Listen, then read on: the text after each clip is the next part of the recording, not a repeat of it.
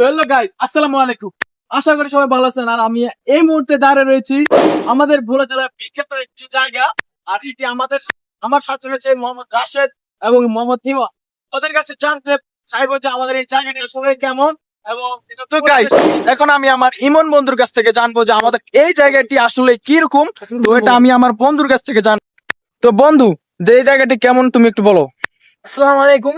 এটা হলো ভোলা চরপেশন, আপনার সামরাজঘাট। এখানে সামরাজঘাটের উত্তর সাইডে এখানে মনোরম পরিবেশ রয়েছে। জায়গাটা অসাধারণ, অনেকেই চিনবেন।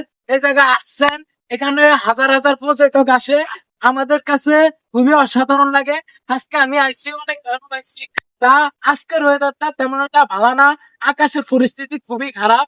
এখানে নদীরও আবহাওয়া রয়েছে, কি সুন্দর ঝাউ গাছ রয়েছে, মনোমুগ্ধকর পরিবেশ। আর এখন আমি আমার রাশেদ বন্ধুর কাছ থেকে জানবো আসলে আমাদের এই জায়গাটি কেমন। তো বন্ধু, এই জায়গাটি সম্বন্ধে তুমি বলো। আসসালামু আলাইকুম। এই জায়গাটি আসলে অনেক সুন্দর জায়গা, আরো অনেকবার আসছি।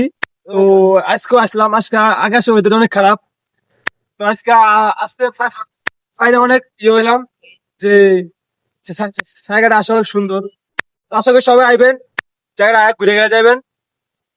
একটুকি আর কিছু বলার নেই আমার। তো হ্যালো গাইস, তো আপনারা তো জানতে পারলেন আমাদের এই জায়গাটির সম্বন্ধে। আর যারা যারা আসবেন তো অতি দ্রুত সবাই চলে আসবেন।